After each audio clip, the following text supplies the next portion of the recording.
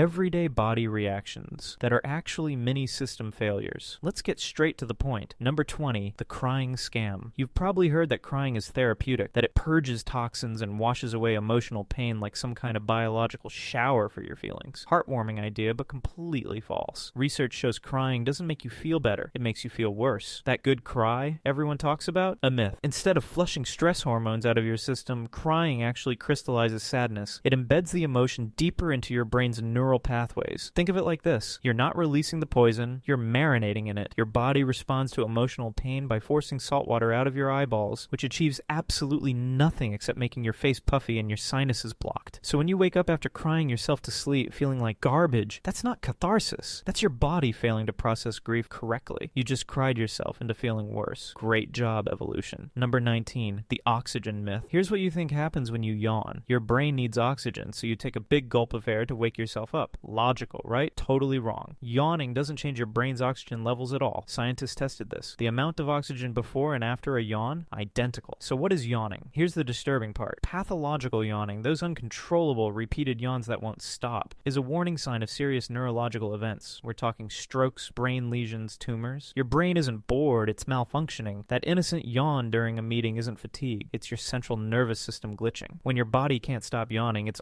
essentially waving a red flag that something upstairs is broken. But sure, blame it on the PowerPoint. Number 18, the hiccup horror show. Hiccups seem annoying but harmless, just a weird spasm of your diaphragm that goes away after a few minutes. Cute. Now let me ruin that for you. When hiccups don't stop, they become devastating. People with chronic hiccups, the kind that last for days or weeks, experience extreme exhaustion and dangerous weight loss because they literally cannot eat or sleep. But wait, it gets worse. Persistent hiccups are often a symptom of something terrifying happening inside your body. Brain inflammation, tumors, stroke, organ damage. Your diaphragm isn't just twitching randomly, it's signaling that something critical is failing. So the next time you get the hiccups and someone tells you to hold your breath, just remember, your body might be screaming that your brain's on fire. Enjoy that glass of water. Number 17, the itch trap. Scratching an itch feels like pure relief, so we treat it as harmless. Problem solved. Wrong. Every single time you scratch, you release inflammatory signals that make the itch worse. You're not solving the problem, you're feeding it. This creates what scientists call the itch-scratch cycle, a vicious loop where scratching causes more itching, which causes more scratching, which damages your skin further. Here's the twisted part. Scratching does activate your immune system to fight infections,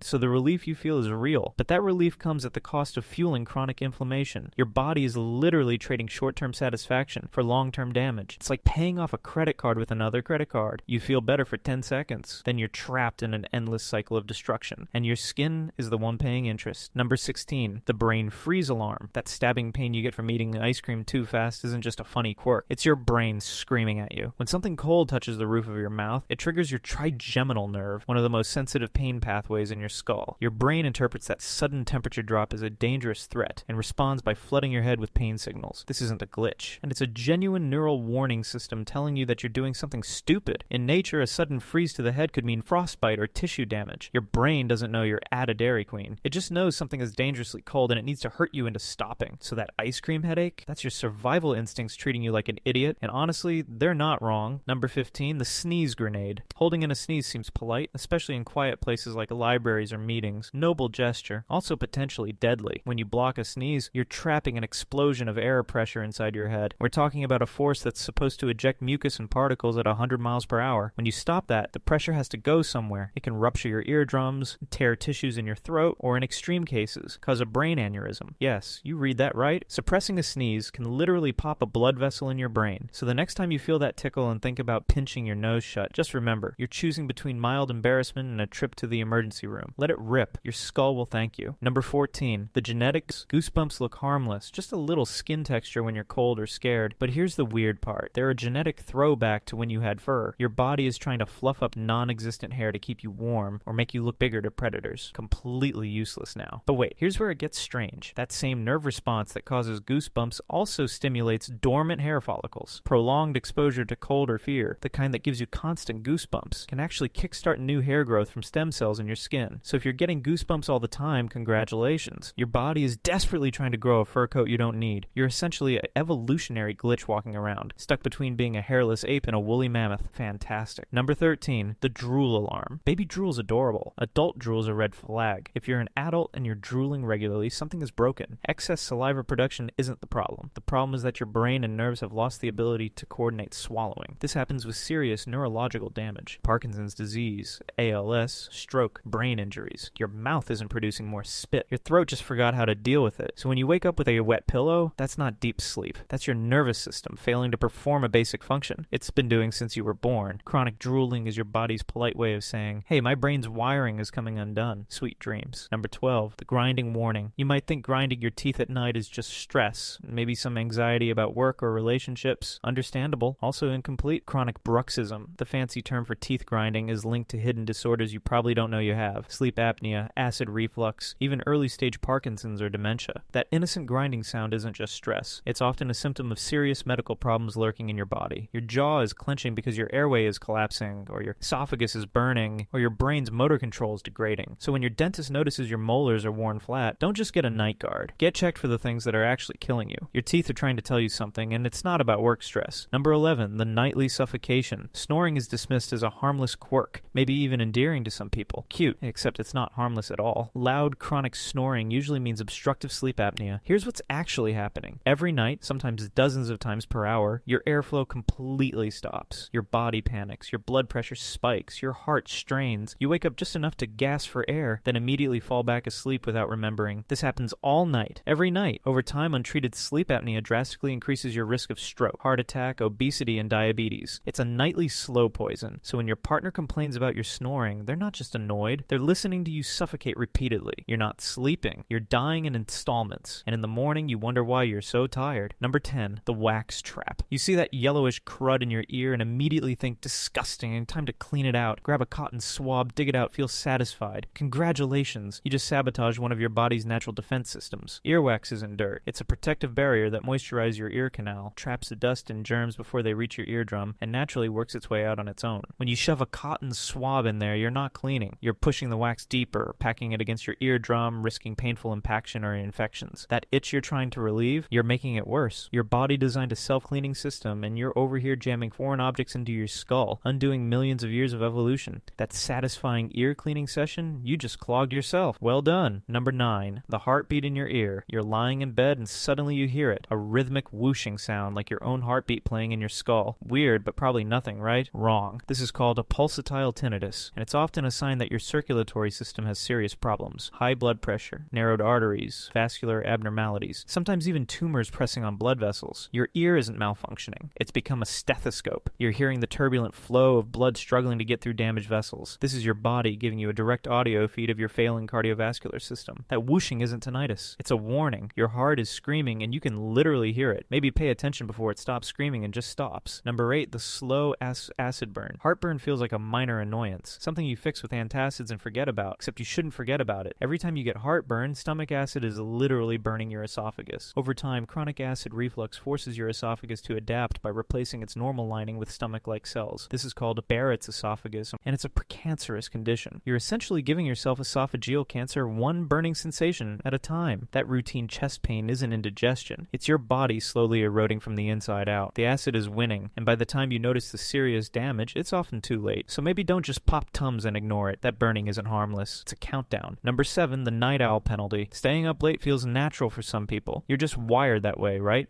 A night person. Totally normal. Also totally wrecking your metabolism. Night owls burn fat less efficiently than early risers. They become insulin resistant faster, meaning their bodies can't process sugar correctly. Over time, this makes night owls far more likely to develop obesity, type 2 diabetes, and heart disease. Your preference for late nights isn't just a personality quirk. It's quietly rewiring your metabolism toward chronic illness. Every late night is training your body to fail at basic energy regulation. So when you say, I'm just not a morning person, what you're really saying is, I'm choosing long-term metabolic dysfunction for short-term convenience. Enjoy your 2 a.m. snack. Your pancreas is keeping score. Number 6, the itch infection. You think an itch is personal, something only you can feel. Nope. Itching is contagious. Just watching someone scratch activates the same itch networks in your brain as if you were physically scratching yourself. Brain scans prove it. The exact same sensation. The circuits light up whether you feel an itch or just observe someone else scratching. This isn't empathy. It's sensory contagion. Your brain can't tell the difference between your itch and someone else's itch, so it gives you both. Those viral videos of people scratching, they're literally infecting you with their sensation. Right now, reading this, you probably feel itchy somewhere. That's not coincidence. That's your brain being hijacked by words on a screen. You're welcome. Number 5, the bladder time bomb. Ignoring the urge to pee seems like no big deal, especially when you're busy or nowhere near a bathroom. You can hold it. You've done it it before. Sure, but you're also creating the perfect environment for bacteria to multiply. Urine sitting in your bladder isn't sterile. It's a bacterial playground. The longer you hold it, the more time bacteria have to colonize your urinary tract. People who regularly ignore the urge to pee have dramatically higher rates of serious urinary tract infections. Your body's gotta go signal isn't optional. It's a warning that you're turning your bladder into a petri dish. That burning sensation when you finally pee later, that's the consequence of thinking you're too busy to listen to your body. Spoiler, the bacteria weren't too busy. Number 4, the fingernail buffet. Biting your nails seems like a harmless nervous habit. Stress relief, maybe. Except here's what you're actually doing. Your fingernails are a biological wasteland. Every surface you touch deposits bacteria under your nails. Doorknobs, keyboards, phones, handrails, toilet flushes. And when you bite your nails, you're literally swallowing E. coli, salmonella, cold viruses, and whatever else decided to set up camp under there. Chronic nail biters are ingesting a bacterial cocktail multiple times per day. This is a fast track to gastrointestinal infections, oral infections, and a compromised immune system. So that nervous habit isn't stress relief. It's you eating the entire world's germs one fingernail at a time. Bon appetit. Hope you enjoyed that handrail bacteria. Number 3, the knuckle myth. Everyone's heard the warning. Cracking your knuckles will give you arthritis. Your mom said it. Your teacher said it. The internet says it. Here's the truth. It's completely false. Cracking your knuckles doesn't cause arthritis. Studies prove it. But here's what they don't tell you. Habitual knuckle crackers still pay a price. They tend to have swollen hands and weaker grip strength over time. The myth about arthritis is busted, but the real cost is subtle degradations of hand function. You're not destroying your joints with arthritis. You're just slowly making your hands weaker and puffier. So congratulations, you avoided arthritis. Your reward is slightly useless hands. The myth lied, but your knuckles still lose. Number 2, the cortisol crisis. Stress saved your ancestors from predators. Fight or flight adrenaline kicks in. You survive. The system shuts off. Beautiful design. Except modern life never shuts it off. Traffic, deadlines, bills, notifications, arguments, news, emails. Your fight or flight system is stuck in the on position. This means runaway cortisol levels flooding your body constantly. Cortisol shuts down digestion. It suppresses your immune system. It rewires your brain toward anxiety and depression.